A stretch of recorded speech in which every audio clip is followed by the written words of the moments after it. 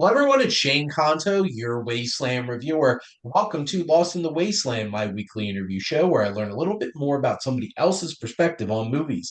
And joining me this week is SiftPop contributor and one of my close collaborators on some of my podcasts, including Wasteland Retrospective over on the SPDM Crew podcasting network. And it's Jeff Allen. Jeff, thank you so much for coming on.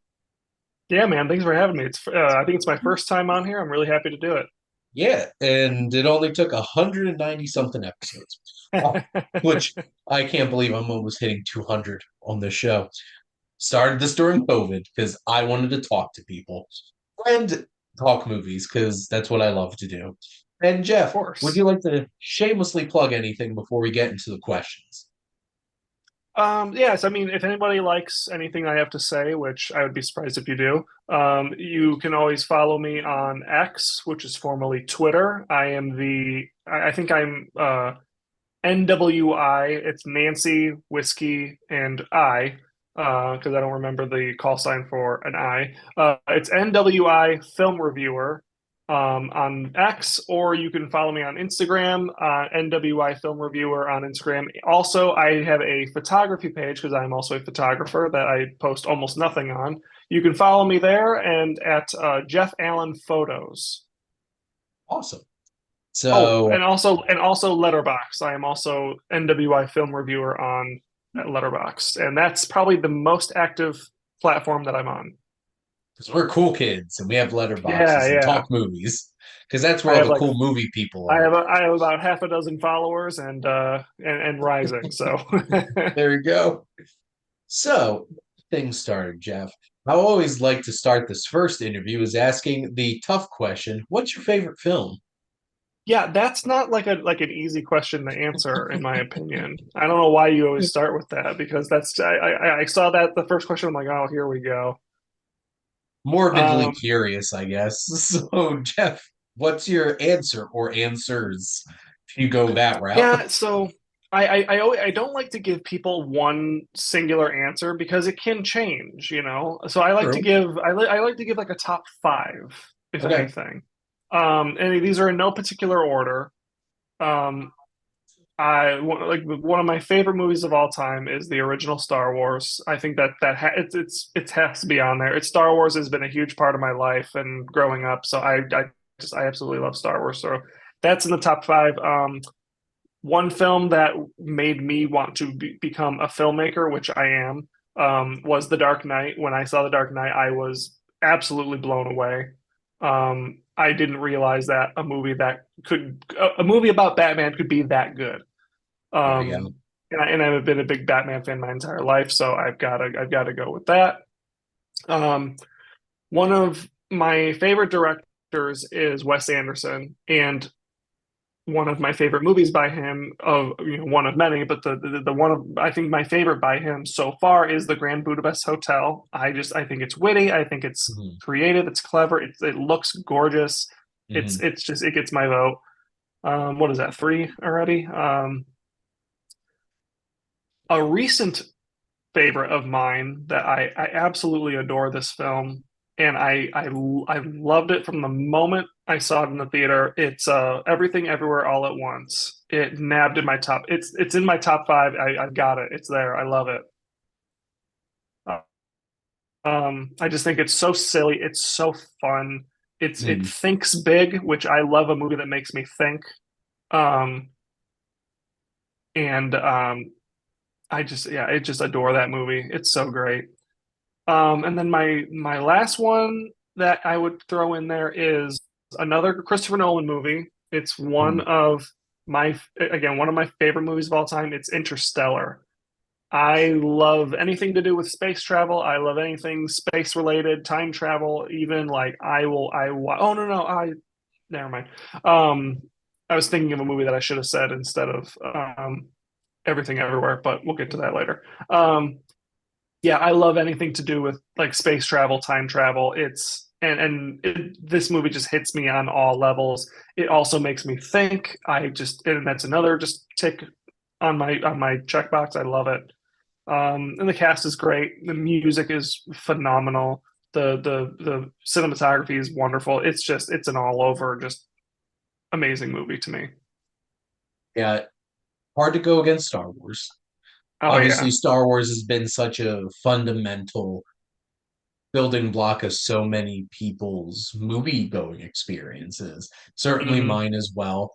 Love Christopher Nolan. The Dark Knight changed things, honestly, for comic book movies, and is so incredible. Interstellar is one of my favorite. You picked two of my favorite films of Interstellar and Grand Budapest Hotel. Love both of them a lot. Wes Anderson and Christopher Nolan are two of my favorite directors. And Everything Everywhere is one of those special films that, and I guess Parasite are like the two films in the Yeah. past like 5 years that were just like, bam, this is an all-timer already. That Hmm. instant classic kind of feel, skyrocketing up to the top. Now, Jeff, what's your earliest memory of going to the movies? So I know I've been to the movies before this moment. Like I was I've been going to the movies since I was very young. My parents would take me to the movies, but I don't remember going to the movies before this exact moment. But I remember when I was I can't remember what age exactly I was, but it was my grandparents took me to go see Star Wars: The Phantom Menace when it came out. It was like 2 weeks after it came out. I had seen Mhm. it before, and I knew I had seen it before because I told my grandparents, "Oh, I've already seen it, but I'd love to go see it again." Um, but I remember them. That's the first thing I remember them taking me to go see that movie. I distinctly remember my first, well, my time going to see Phantom Menace in the theater. My aunt took me with her friend, and they both fell asleep. And I'm just sitting there as like 8-year old Shane, just taking in all the Star Wars. And, you know, I was fine. I didn't care that they were asleep. Uh, Yeah. I was watching Star Wars, so that's what matters. And I feel like a lot of people like around our ages, like Phantom Menace was like a big deal. Because it's like Hmm. probably grew up watching Star Wars before then. It's like, oh my God, it's a new Star Wars. Because like I distinctly remember, actually, I don't remember going to see Attack of the Clones, but I do remember Revenge of the Sith and my seventh grade I remember social Revenge of the studies Sith. teacher seeing it at midnight, opening night, and then bragging to all of us on the Friday we were at school. It's like, Yeah, I was gonna say I remember seeing Revenge of the Sith very vividly because me and my best friend Mike, we went and we got to his dad got us tickets for it, like hit me, him, and then his dad, and then his younger brother. We all got tickets for it, and we did like a midnight show thing and we had like bought plain white shirts, and we had like drawn like X-wings, and we had drawn just all everything on like that we could possibly think of on these shirts, and then we wore them to the premiere. We had our own lightsabers. We were fighting in the parking lot, waiting to get into the theater. It was if I didn't remember that like Phantom Menace, I would have said this because I'm like that experience is so burned in my brain. I think my quintessential Star Wars experience is when I saw Force Awakens and my brother was dressed head to toe as Kylo Ren. Oh wow. He even had the crossguard lightsaber and everything. And like I was dressed in a suit because I came from work. And he gave me the lightsaber to hold when he went to the bathroom, and I'm just standing there in like business professional attire You're just this guy in a suit wearing with the with a crossguard lightsaber. lightsaber, going to see Star Wars. But now, Jeff, do you have a particular favorite genre of movies?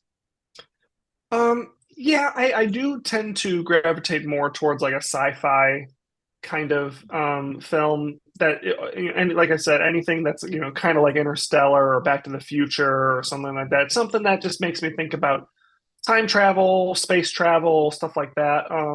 But another genre that I do enjoy a lot of is anything like superhero related. I'm a big Marvel Cinematic Universe fan. I even the bad stuff I love. Um, but love is a strong word. Maybe I like the stuff that people say are bad. Like everyone always rags on like Quantum Mania. I love the Ant-Man movies. They're probably one of my favorites. Um, I Justice I for like most Modoc. everything. He died an Avenger. You know what? That's the maybe the only thing I didn't like about the movie is I didn't like the way they handled MODOK. They could have done a lot better, but that's just me. Oh, he's so grotesque. It was a And we very saw his weird. butt, and Yeah, that we was saw his little unexpected. his little butt, you know. Quantumania was crazy. I Just like it though. I still enjoy it. I love Kang as a character, not so much the actor that plays him, but I like the character. which will be interesting to see what they wind up doing with that. So, Well, you know what? I was watching the new Fallout show because I was doing a review on it, and I'm like, uh, the guy who plays Max on the show could be a good replacement for Jonathan Majors. He looks very similar to him. I was because like, last that could. rumors that I heard is they're going to try to blow off the Kang storyline in Doctor Strange 3. It sounds I like. really don't want them to. I don't So want them to. I at this point, I just want to see another movie. Yeah. At this point, it's been a little while. At least we get But you know Deadpool. what?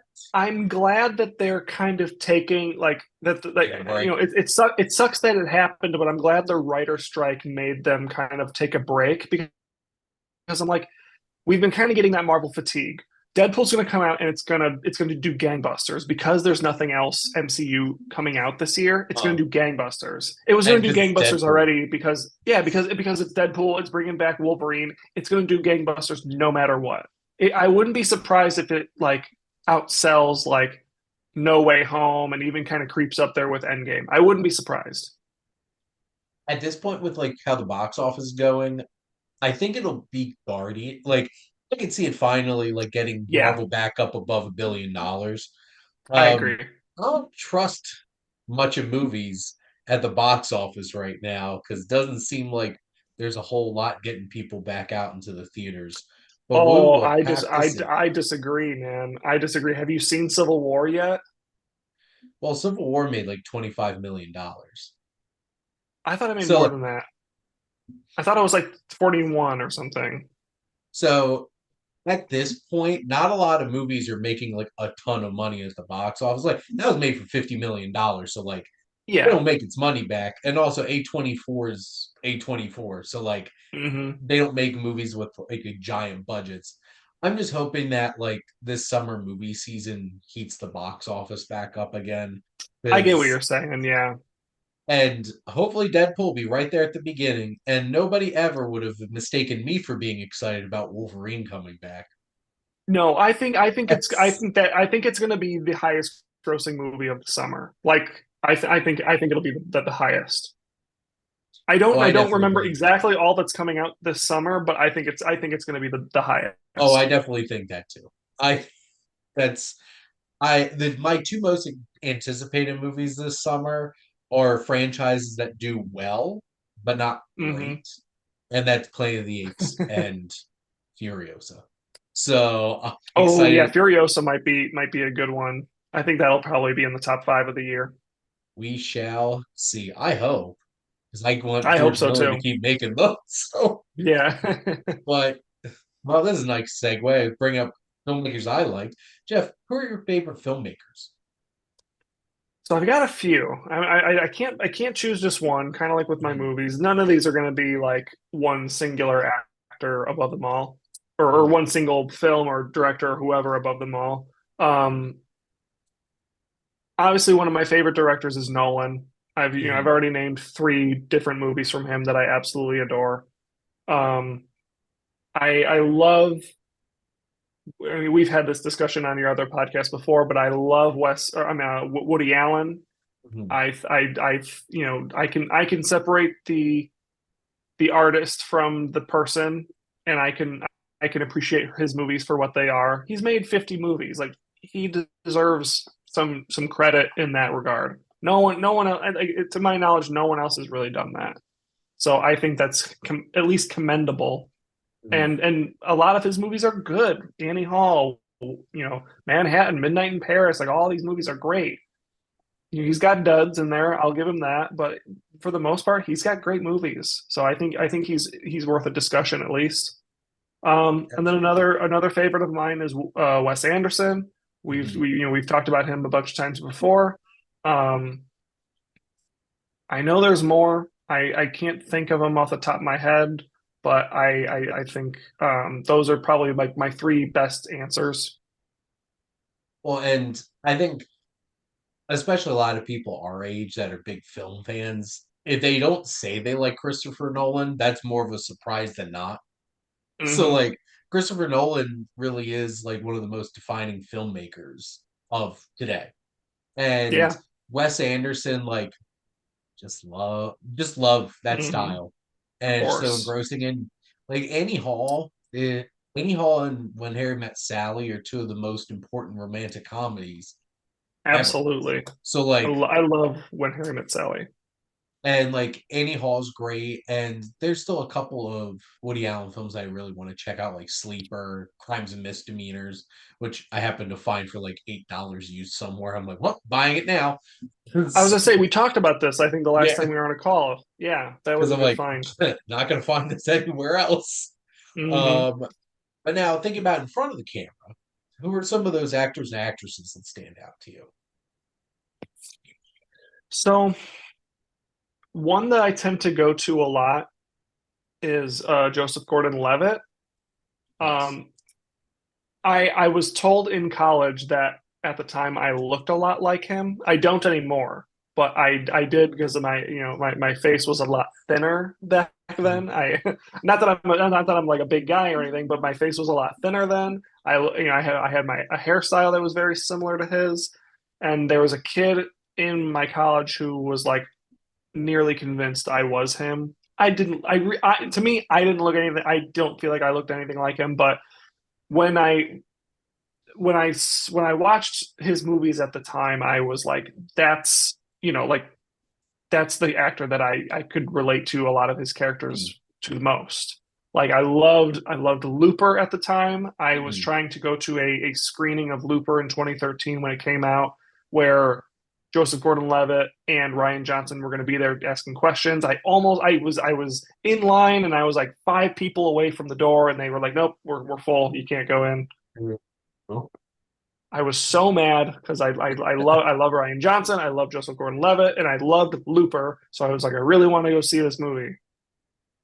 I almost worked a red carpet for Glass Onion, and I Oh, I could have met Ryan Johnson yeah, because that like and actually, I'll throw that in one of my favorite filmmakers, mhm, Ryan Johnson, one of my favorite filmmakers. I mean, there for the majority of his movies, I have absolutely loved. And I'm one of those people that love Last Jedi too. I'll say it right now. I am also one of Controversial those opinion people. alert. So there you go. We definitely seem to see eye to eye on a lot of things here, Jeff. Now, We usually do. Yeah, we usually do. yeah, what's a film that you literally could watch like every day? Yeah, I kind of mentioned a few of these before, but like Mhm. Interstellar, I could watch Mhm. that. Like usually any of my top five movies, I could watch them any day of the week, not get Mhm. tired. The Dark Knight, obviously. I could watch pretty much any Marvel movie. Like I could watch the Avengers over and over again, like any of the Avengers movies over and over again, not get bored. Um, Knives Out is another big one for me. I absolutely adore that movie. If I had a top 10 list of the favorite movies, that would be in my top 10. Um, I'm trying to think. I'm sure there's more. There's probably plenty more. Love I movies, love and Midnight in then there's Paris too. mhm. Um, yeah, yeah. There's so many movies out there. I can't pick just one. I'm sitting here with all of my MCU movies like right there. Um, there's definitely plenty of them that I could watch over and over again. That's what makes them so fun because they're so Hmm. watchable and easy to get through. Now, Jeff, what's a film that you feel connected to because it relates to another interest of yours?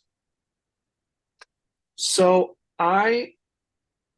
in my personal life, well, I guess in my work life, I am also a film producer and video producer, not just a writer. Um, and any movie about making a movie Mhm. is is something that I kind of hold very close to my heart. This is not exactly like something that relates to my personal life, but I feel very connected to the movie The Disaster Artist. Not because of the room aspect, but Yeah. because of the filmmaking aspect, because these were two people who moved to Hollywood. They really tried to make it. They tried to make the best movie they could. They ended up making the worst movie possible. And granted, I've never made like a horrible movie, but I've produced some duds. I produced some pretty bad movies in my days of being a film producer, and I get it. Like I get the journey that they went on, and I get the failure. So it connects to me in a very interesting way. It sometimes sends shivers up my spine at certain points in the movie. Um, Another movie that um, to go back to a subject we talked about just a few minutes ago, but I recently watched Civil War, and being that that movie was way more about the photojournalism side, because I'm also Yeah. a photographer. I've granted I've never done anything war photography related, but I understood the you do whatever it takes to get the shot aspect of that film. Like putting yourself in the danger, putting yourself in the line of fire to get the shot to make yourself, to do the assignment basically. And that aspect of it, among many others in that film, just really resonated with me. And it was a very powerful watch. I ended up leaving that movie just like in shock, in awe, for many Oh, reasons. that movie was so visceral.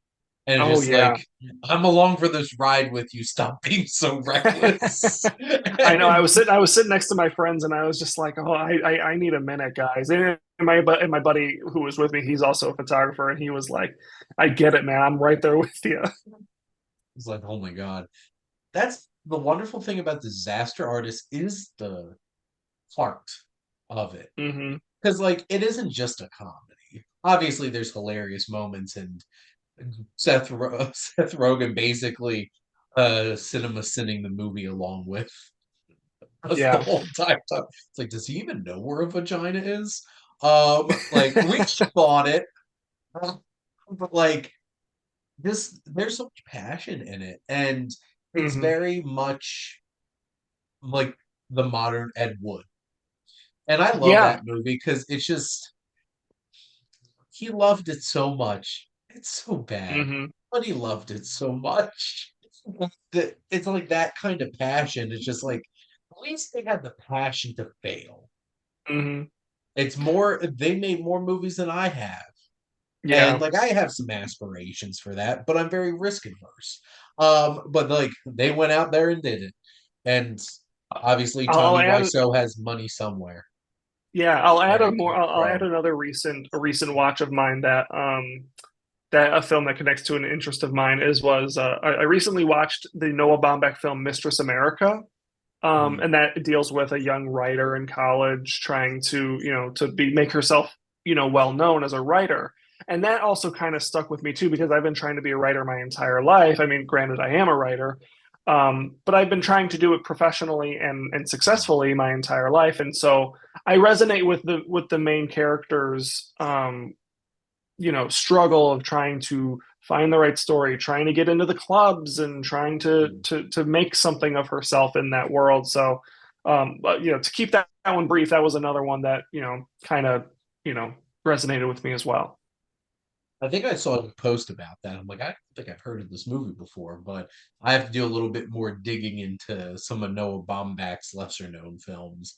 Hmm. But what's a movie character you connect with on a personal level?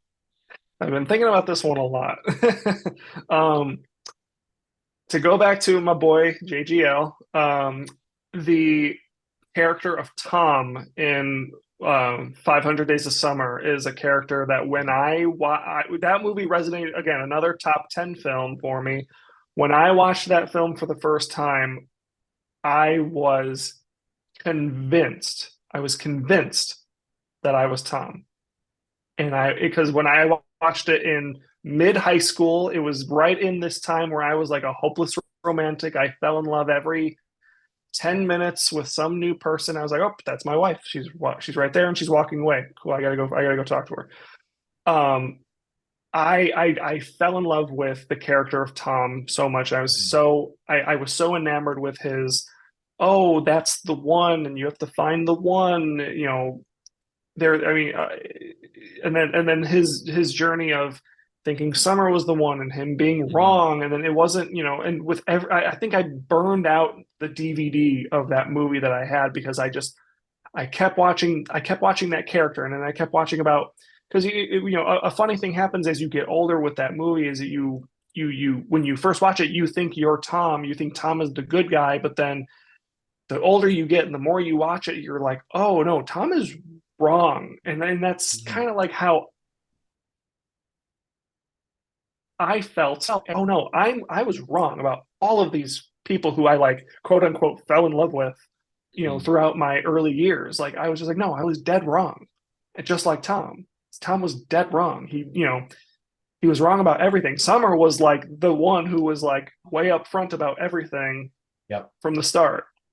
And because you always think, when you're young, you always think, oh well, Summer was the jerk. She, why didn't she just want to be with Tom? But I was like, no, Tom is dead wrong now. That moment where you've reached a certain age where you realize what 500 Days of Summer is really about. I Yep. feel like that's an important like benchmark to be Hmm. able to hit, and if you haven't quite hit that at a certain age, it's just like might need to take a step back and read a little bit. Yeah. And But that, and because it's one of those movies I do watch like at least like once a year. I kind of come back to it because it's one of my favorites, and I feel embarrassed a little bit for myself because I did kind of feel that way about how, oh, I thought I was Tom, but like now I watch that movie, I feel embarrassed, but I'm like, you know what, that was young Jeff. I'm 31 now. I'm much older than I was then. Like I've lived a lot more of a life. I shouldn't feel embarrassed about that guy. He was young and naive, just like Tom was. I have certainly been there. So Hmm. I definitely get that. Now, Jeff, what's a film that you love that you feel like would surprise people? See, I was having, this is the only question that I had trouble with Mhm. because I feel like I'm usually like I really just watch like the mainstream stuff, and I'm usually pretty much on everybody's side with like what people think.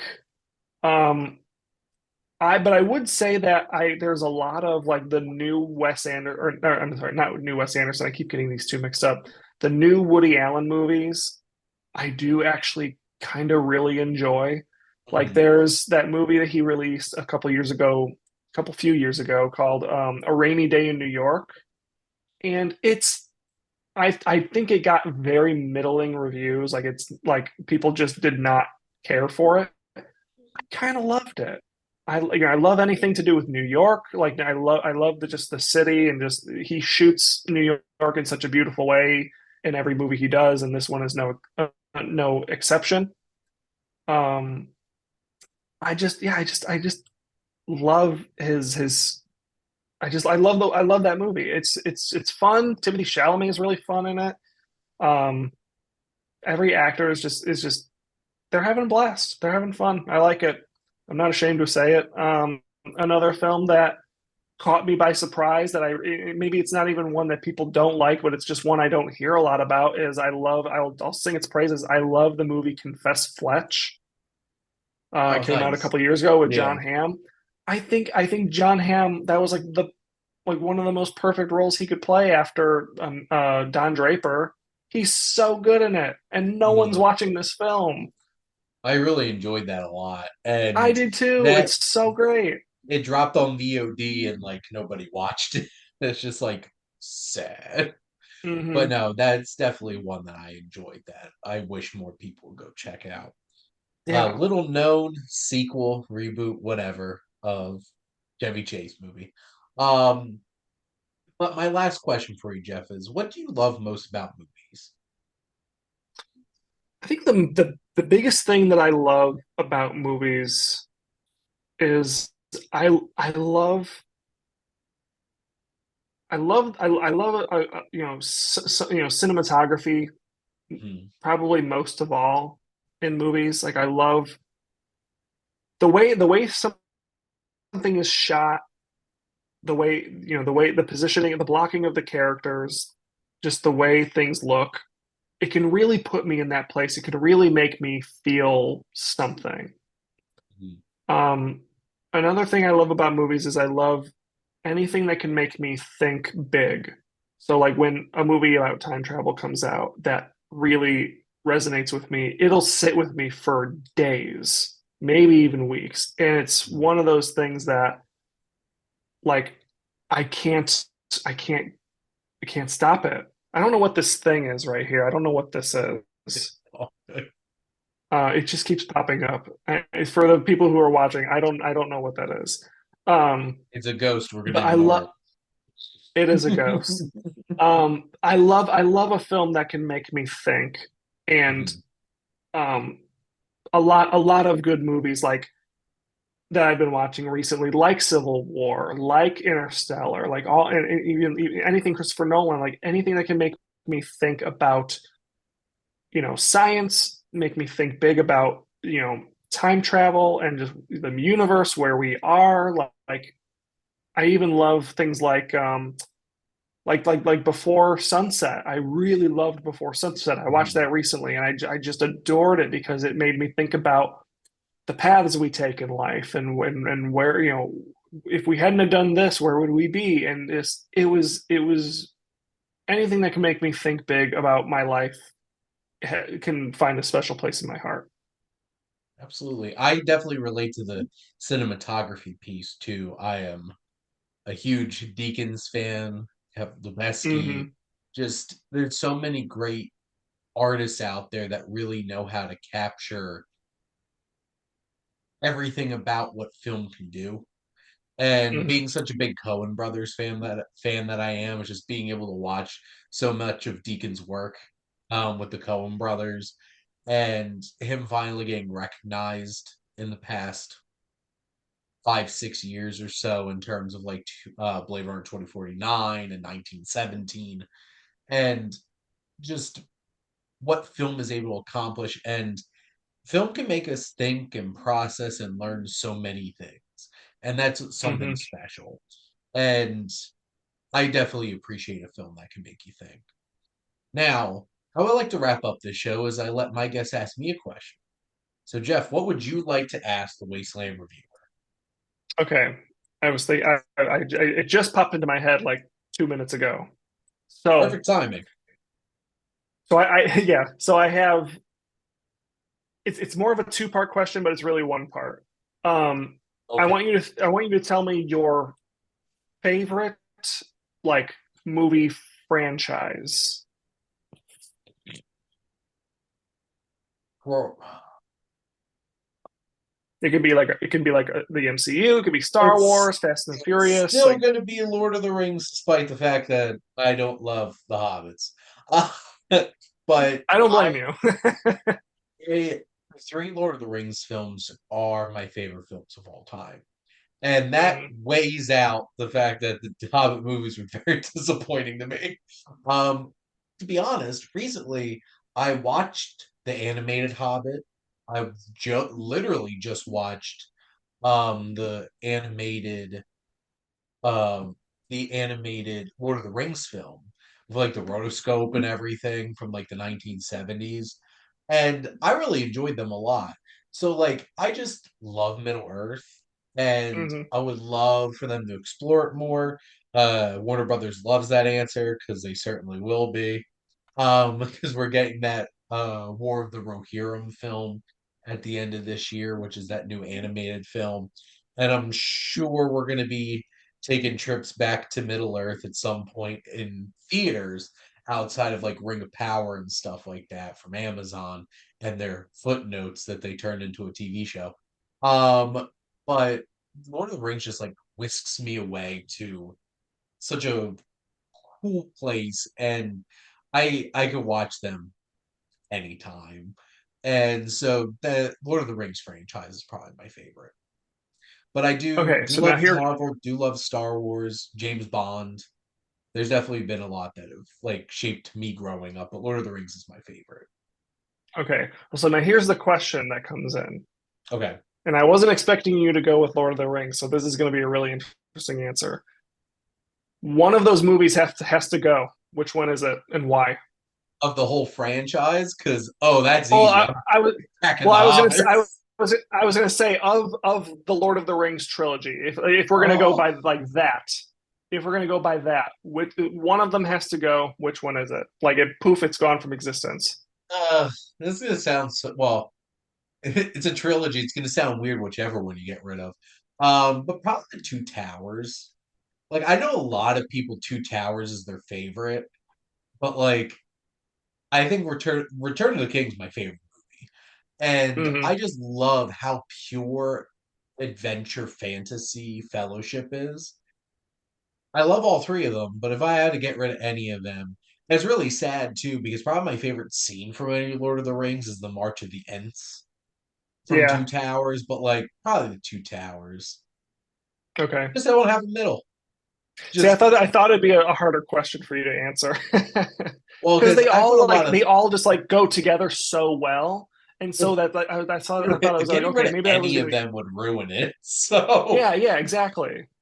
just like, well, just cut the middle out. We don't need a middle of a movie. Who needs a second act? So like, got the beginning, we got the end. But a lot happens in that middle one. That's what makes it work so well. I know. Yeah, the whole entire Rohan arc is just so amazing. And God, I love the Ints. They're like the coolest thing. Giant tree herders scream like elephants and stuff like that and just wreck Saruman's shit because he's an asshole. So there you go. Uh I don't know. If there were any of the films in the franchise, God, I'd go straight for probably what probably Battle of the Five Armies. This is what you get Yeah. for taking 5 pages of a book and turning them into a 2 hour and 15 minute movie. I'll be honest, Uh I've never actually watched the Hobbit trilogy. I actually didn't even watch like Lord of the Rings until like a couple years ago. it's basically the Bilbo quote where he's just like, I've been stretched so thin. I'm like Hmm. I'm like a children's novel that's stretched into 3 films and feels so thin. Just like, yeah, because it shouldn't have. Because money. And they just all the things that were so great about Lord of the Rings were not in Hobbit. Yeah. Just like I I don't really watch honest trailers anymore, but I distinctly remember it's like coming to you from all the most beautiful blue screens in New Zealand. And it's just like because nothing feels real in the Hobbit movies. And everything felt so tactile and real in Lord of the Rings for the most part. I'm just like, you ruined it. Hmm. Ugh.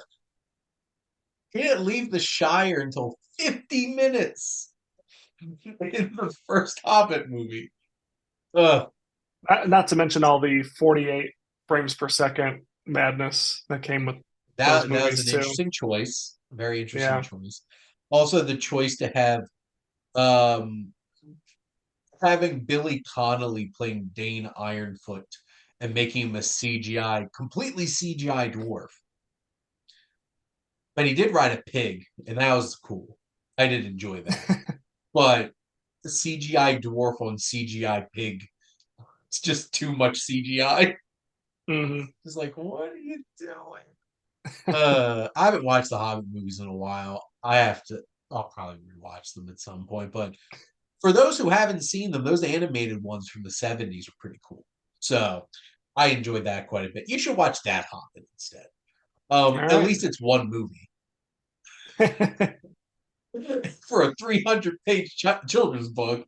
So there you go. Jeff, thank you so much for coming on and chatting movies with me. Yeah, man. Anytime. I love talking movies. And thank all of you out there for always tuning in and supporting your Wasteland Reviewer.